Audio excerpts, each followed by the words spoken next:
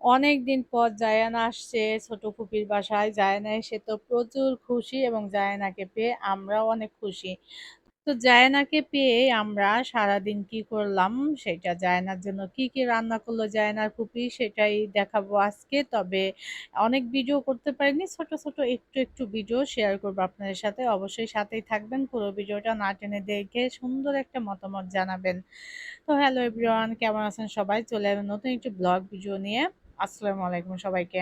তো আমরা শুরুতেই সকালবেলা কিন্তু আমাদের বাড়ি থেকে যে কাঁঠাল নিয়ে আসছিল, কাঁঠাল মুড়ি খেয়ে নিয়েছি সবাই। আর প্রচুর গরম, তারপরেও করার কিছু নাই, বাড়ি থেকে কাঁঠাল নিয়ে আসলে তখন একটু খেতে হয়। আর কাঁঠালটা খুব ভালো ছিল, যার কারণে খেতে মজাই লেগেছে। জায়েনা তো ম্যাঙ্গো জুস খাবে, এটা তার খুব পছন্দ। তো জায়েনার ভাইয়া জায়েনাকে একটু ম্যাঙ্গো জুস করে দিল, সে বসে বসে খেয়ে তো খুবই খুশি। আর আমরা এদিকে বাইরে থেকে নাস্তা এনেছি, কারণ মাঝে মধ্যে বাইরে থেকে নাস্তা এনে খেতে খুব ভালো লাগে। তো আজকে বাসার সবাই আবদার করছিল যে আজকে আমরা বাইরে থেকে পরোটা ডাল ভাজি এটা আনবো। এটা হচ্ছে আমরা মাঝে মধ্যে শখ করে খাই, যে আজকে বাইরে নাস্তা খাবো। বাইরের এই ডাল সবজিটার সাথে পরোটা খুব ভালো লাগে।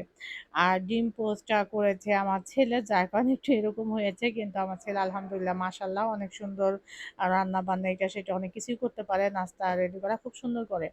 আর দুপুরের জন্য হচ্ছে আমরা যে রান্না বান্না করেছি আরো অনেক কিছু করেছিলাম, কিন্তু আসলে কি একদমই ভিডিও করা হয়নি, প্রচুর গরম। তার মধ্যে যায় না, ওরা বাসায় আরো লোকজন ছিল, সবাই মিলে দুষ্টুমি করে সবকিছু মিলে মানে তেমন কোনো কিছুরই ভিডিও করা হয়নি, ভাগ্যিস এইটুকু ভিডিও করে নিয়েছিলাম।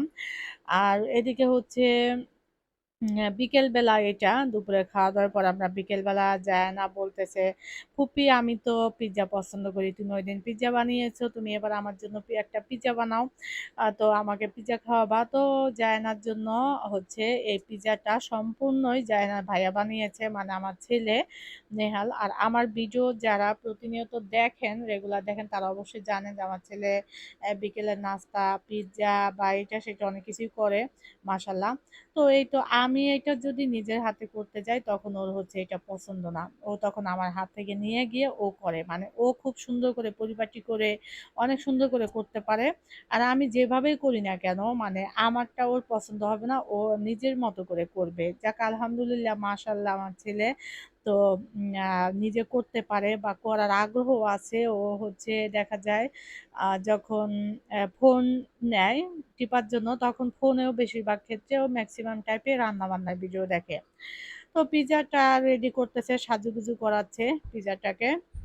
তো এখন হচ্ছে পিজা প্রায় রেডি। আর যায় না কিন্তু পাশে বসে আমরা যে পিজাটা বানাবো যে প্লেটে, সেই প্লেটটা দেখে যায় না বলতেছে এত ছোট প্লেট, এত ছোট পিজা, মানে ও চাচ্ছিল এত ছোট পিজা এতজনে খাবো এরকম। কিন্তু আসলে কি পিজা তো এটা অনেক পিস হয় এবং ও তো এক পিসই খেতে পারিনি, এক পিস খেয়েছে, দুই পিস আর খেতে পারিনি লাস্টে। আর আমরা দুইটা পিজা বানিয়েছিলাম, অনেক মজা ছিল পিজাগুলা।